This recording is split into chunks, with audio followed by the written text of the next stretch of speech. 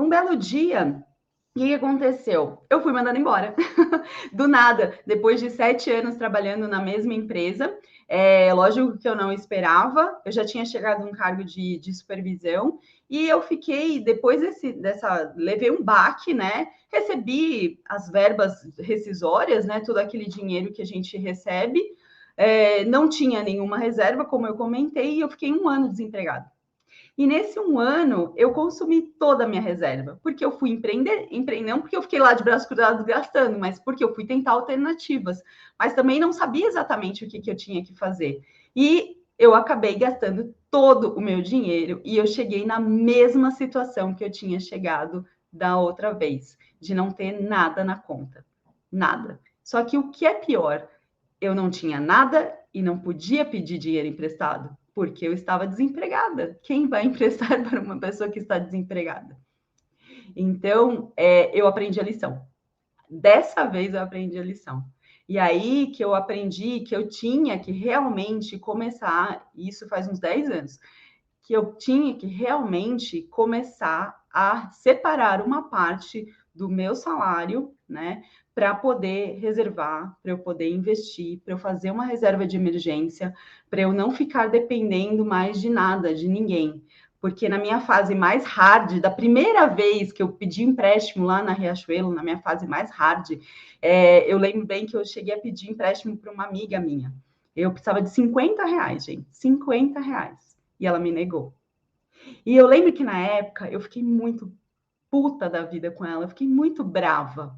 Né? Eu falei assim, gente, como é que a pessoa nega R$ 50 para quem tá pedindo, pelo amor de Deus? Mas eu vou dizer que ela me fez um favor. Porque se ela tivesse me emprestado aqueles R$ 50, provavelmente eu ia achar que aquilo, meu cérebro ia entender que aquilo era o normal. Que se desse algum problema, eu ia sempre dar um jeito de pegar emprestado com alguém. Então ela me fez um grande favor quando ela me negou aqueles R$ 50. Lógico que doeu pra caramba na época, mas ela me fez um favor. E depois, né, daquele período que eu fiquei desempregada e que eu comecei realmente a separar o dinheiro para começar a investir, veio um outro dilema, né? Onde é que eu invisto?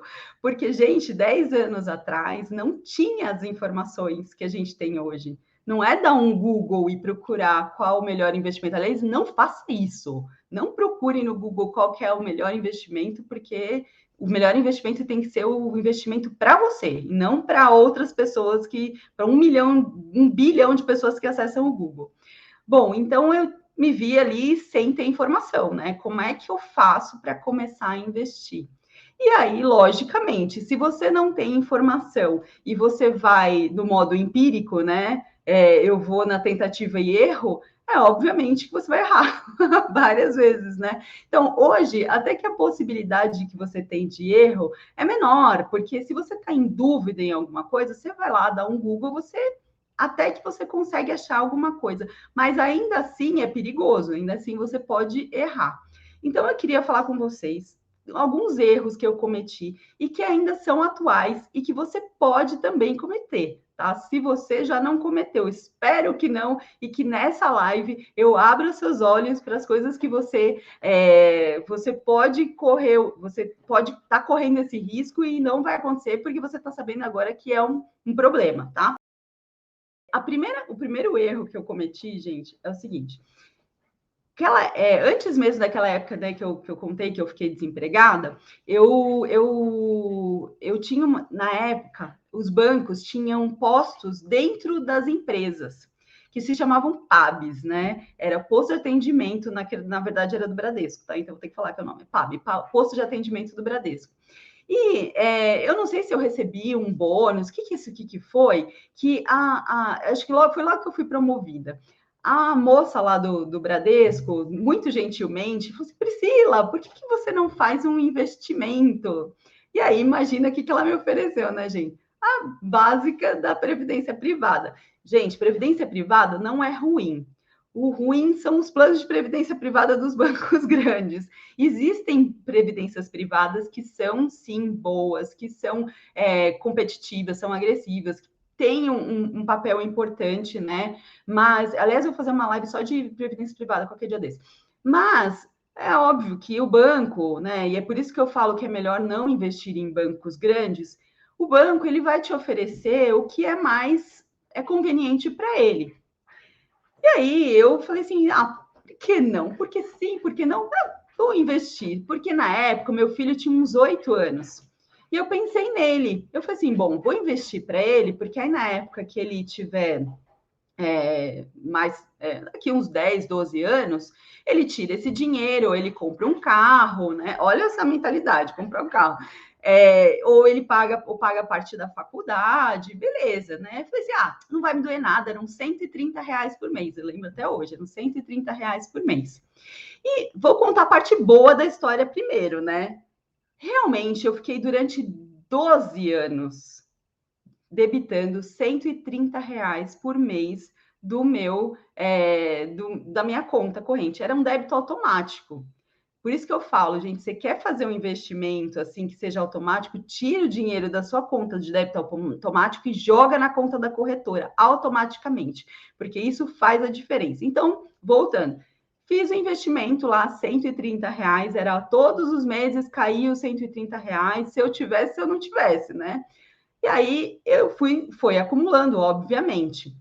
E quando o Fernando, né, que é meu filho, ele fez 20 anos, na verdade, ele decidiu que ele ia para a Austrália. E aí eu falei assim: vou tirar o dinheiro de lá, afinal de contas, esse é um bom motivo para tirar o dinheiro da Previdência Privada. Já tinha passado os 10 anos, foi o mínimo do imposto de renda, né? Aí eu falei assim: vou tirar. Quando eu fui tirar, eu saquei na época R$ 23.000. E foi o suficiente para pagar todos os custos da faculdade dele. Da faculdade, desculpa, da viagem dele. Legal, né? Porque assim, eu nunca imaginar que eu ia conseguir pagar à vista um intercâmbio para o meu filho, que era um sonho que eu tinha. Quando eu era mais nova, uma das coisas que eu mais queria na vida era fazer um intercâmbio. E eu consegui, juntando R$ 130 por mês, durante 12 anos, pagar o intercâmbio do meu filho. Então, esse é o poder dos juros compostos. É o poder dos juros compostos trabalhando a seu favor. É um valor muito pequeno, R$ 130, que no final de 12 anos acabou virando R$ 23.000, que foi o suficiente para ele pagar todo o custo do intercâmbio, que foi passagem, foi hospedagem, foi um monte de coisas, seguro-saúde, um monte de coisa, visto, que teve que tirar para ir para lá. Agora, tem a parte ruim que eu tenho que contar para vocês. Priscila, mas onde está o erro? Deu tudo certo? Não, gente, não deu tudo certo. Eu peguei, na época, uma previdência privada, como eu disse, do banco, que era super, mega, ultra conservadora. E aí, outro dia, eu resolvi fazer a conta. Chora, gente, chora agora. Lembra que eu falei, né? Que eu peguei 144, vou até me afastar um pouquinho aqui. Foram 144 meses, 12 anos, investindo R$ 130 por mês. E quando eu tirei 22 mil, quase 23 mil, né? 22.843,25. O que deu isso? Deu uma taxa de 0,27% ao mês, 3,29% ao ano. Mas tá tudo bem? Não, não tá tudo bem. Porque aí eu fui ver o que seria o normal. Senta e chora. Se eu tivesse feito, vou até dobrar aqui para criar, né, um suspense. Se eu tivesse feito um investimento que pagasse 0,5% ao mês, que dá 6% ao ano, que é o que paga a poupança antiga, né? Que na época era a poupança antiga. Eu devia ter deixado da poupança. R$ 130 ao mês, eu teria 27.456, ou seja, quase R$ 3.000 a mais. Mas, se eu tivesse investido em uma previdência, podia até ser uma previdência privada, mas que ela fosse mais agressiva, mais de acordo com o perfil que eu tinha apresentado para aquela criatura que estava lá me oferecendo o investimento, eu teria conseguido 0,64% ao mês, que dá 8% ao ano, que é equivalente a 30.589,38. Ou seja, quase R$ 7.000 a mais. Não é triste isso, gente? Não, não é triste, né? Mas é um aprendizado. É assim que a gente aprende, né? Você acha que se eu não tivesse aprendido, eu nunca teria feito essa conta. Eu nunca teria aprendido isso daqui. Agora eu vou falar uma coisa para vocês, gente. Você não precisa ser um expert, não precisa dominar a matemática financeira para fazer isso aqui. Isso aqui você faz num site chamado Calculadora do Cidadão, que é gratuito e é lá do Banco Central. Você só precisa ter os dados. Tendo os dados, você faz essa simulação. E eu adorei fazer essa simulação, porque eu aprendi, caramba, estou melhor agora. Pelo menos eu não faço mais esse erro, eu não cometo mais, né? Porque quando eu falo 8%, é a média da Bolsa de Valores, do retorno da Bolsa de Valores nesse mesmo período. E nem precisaria ter investido direto na Bolsa de Valores se eu tivesse investido numa previdência privada mais agressiva, se eu tivesse investido num fundo de investimentos, eu teria tido um retorno melhor. Teria tido? É péssimo isso. Mas eu teria um retorno melhor. Na época, há uns 5 anos atrás, eu falei assim, gente, agora eu já entendo de investimentos. Eu vou para a Bolsa de Valores. Eu vou entender o que é esse negócio. Só que eu não entendia nada, absolutamente nada, gente. Sabe o que é zero? Eu não sabia o que eu estava fazendo. Eu entrei na corretora de valores e falei assim, nem entrei no home broker. Eu falei assim, olha, quer saber? Eu vou comprar esse treco aqui de fundo imobiliário. Gente, eu não sabia o que era um fundo imobiliário. E eu fui lá e investi por pura ignorância e por pura ganância, porque eu tinha ouvido falar que renda variável era melhor, né? Que dava mais resultado. Aí eu fui lá, investi até hoje. Eu investi, foi o primeiro fundo imobiliário que eu investi, é um da Rio Bravo, que é de logística, é o SDIL 11. E aí começou todo mês cair os dividendos na minha conta e eu não sabia o que era, gente. Eu nunca me dei conta do que era aqueles dividendos, até eu começar a estudar, logicamente, o que eram os fundos imobiliários. E um detalhe, eu ainda não fiz essa verificação em outras corretoras, mas a corretora que eu investi na época, não, eu acho que as outras também têm isso. A corretora que eu investi na época, o que ela tinha? Ela tinha um modo, um home broker simplificado. Parece atraente, né?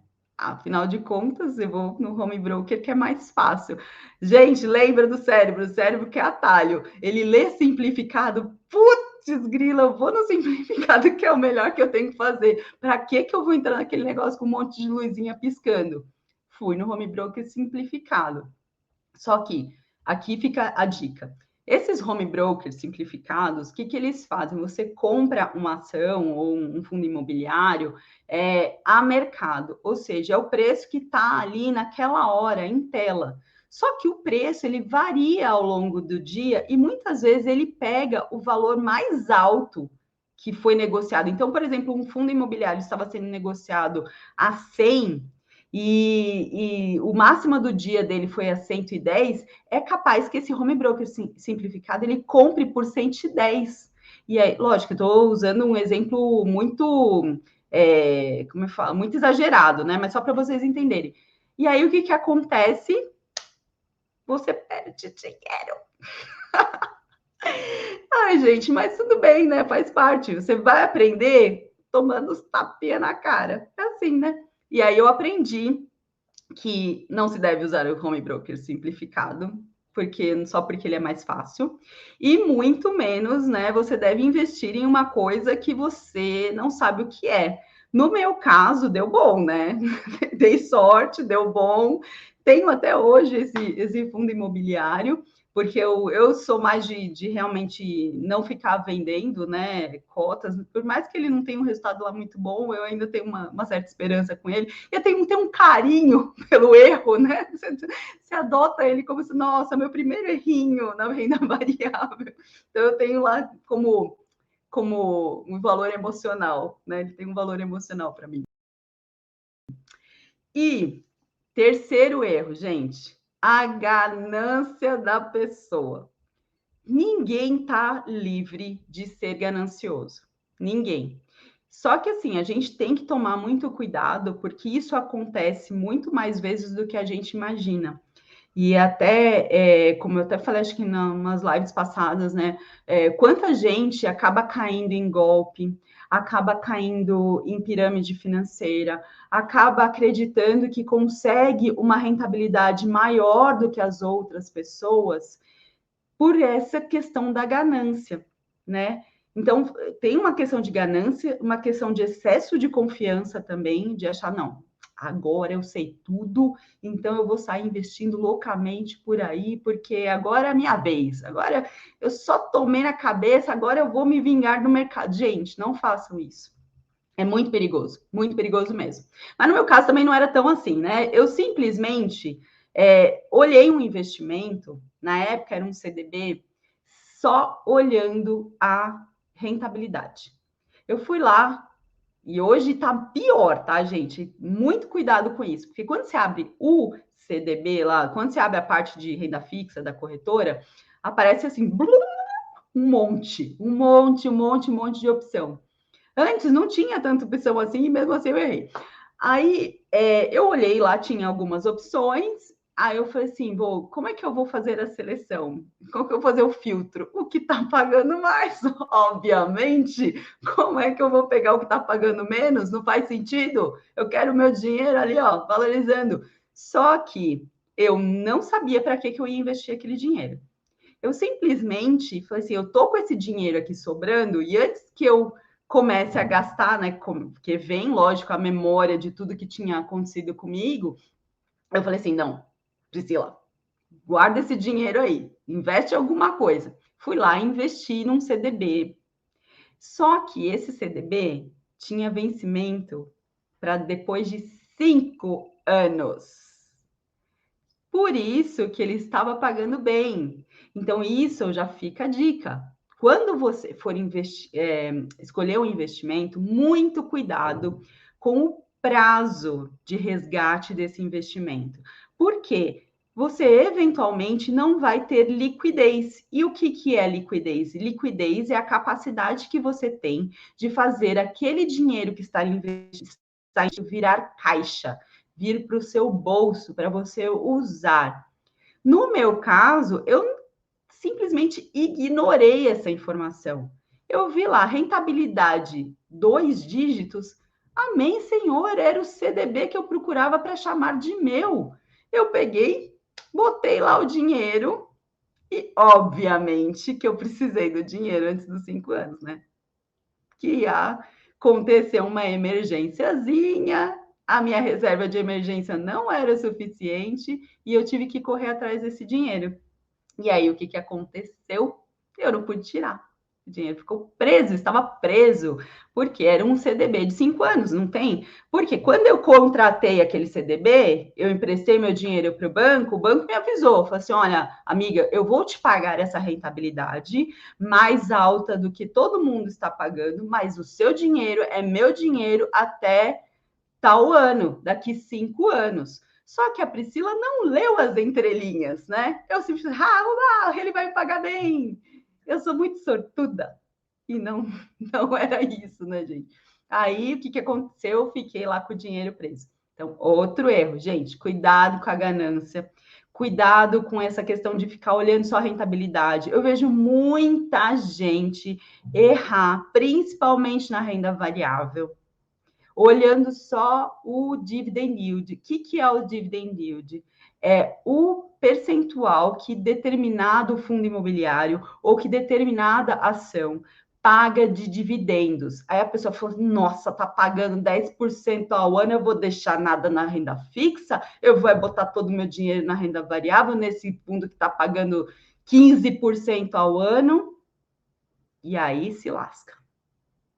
Em ações pode acontecer o quê? Aquele evento foi esporádico. Aquela empresa só pagou naquele momento os 10%. Quando ela parou de pagar aqueles 10%, as ações dela fizeram. Eu não sei subir direito, mas vocês entenderam. Caíram, e aí o que você ficou? Ó, lambendo os dedos, porque você não tinha que fazer, ninguém queria comprar a ação de você. Isso é uma coisa que pode acontecer. Em fundos imobiliários, o fundo está pagando, nossa, um montão, só que é um monoativo. O que é um monoativo? É um fundo imobiliário que só tem um imóvel e um inquilino. E aquele inquilino fala, amigo, o gato subiu no telhado, eu vou ter que sair daqui, vou quebrar o contrato. E aí você não sabia nada disso, porque obviamente você não estudou, aí você vai lá e compra as cotas daquele fundo imobiliário com a esperança que você vai receber aqueles 15% para o resto da sua vida. Só que isso não acontece e, além de tudo, você morre com aquelas mico na mão, né? Você vai receber, você vai, o fundo, se o fundo for liquidado, você vai receber, mas você vai ter um prejuízo, com certeza você vai ter um prejuízo. Por quê? Porque você foi ganancioso. Então, nunca olhem somente a rentabilidade de nenhum investimento, nenhum, nem renda fixa, nem renda variável. O meu outro erro, eu já investi errado no Tesouro Direto. Semana passada eu fiz uma live falando sobre o Tesouro Direto, sobre as modalidades do Tesouro Direto. Mas por que eu sei tudo aquilo? Porque eu já errei. Já errei no fundo no Tesouro Direto, gente. Eu investi no Tesouro Direto com juros semestrais. E o que isso quer dizer, Priscila? Se você não assistiu a live, vai lá, assiste, tá? Ainda está no feed. Mas eu vou falar de novo. O Tesouro Direto. O que é o Tesouro Direto? Você pega o seu dinheiro, você empresta para o governo custear as despesas, né? Sejam as despesas sociais, sejam as despesas com juros, sejam as despesas que forem que o governo tem, que ele não consegue pagar só com a arrecadação do imposto. Pasmem. Todos os impostos que nós pagamos não são suficientes para pagar todas as despesas do governo. Por isso que o governo tem que emitir títulos, né? Que é tipo, galera, me empresta aí que ó, o gato subiu no telhado. É tipo eu, entendeu? Naquela época lá atrás. Tive que pedir dinheiro, tem que pedir dinheiro emprestado. E aí, o que acontece? Tem várias modalidades do Tesouro Direto. E uma delas é o Tesouro Direto, IPCA mais alguma coisa, com juros semestrais. Para quem serve o Tesouro IPCA, que é com juros semestrais? Para quem está já em fase de usufruto. O que é usufruto? Juntei lá todo o dinheiro, a minha vida inteira, e agora eu só quero receber os juros, quero só receber a renda passiva. Lembra que eu falei de renda passiva, hein? Quero só receber a renda passiva. Ótimo, bota lá no Tesouro IPCA com juros semestrais, porque como o próprio nome diz, ele vai te pagar semestralmente os juros referente a um semestre, né? Só que no meu caso, que eu não estou em fase de usufruto, o que eu tenho que fazer? Todo semestre, que cai, eu tenho que reinvestir nesse Tesouro Direto, porque senão eu acabo perdendo também, já perco, tá? Já perco uma parte dessa bola de neve aí dos juros compostos, né? Não tem como fugir disso. Ah, Priscila, mas por que você não se desfez dele ainda? Porque eu vou deixar levar até o final do prazo, porque eu quero receber a rentabilidade que foi contratada, né? Então, por isso que eu vou levar até o final. E também é muito pouco dinheiro que eu coloquei lá. Não quer dizer que foi um erro muito grande, mas foi um erro, né? E por último, qual foi um erro que eu cometi quando eu comecei a investir?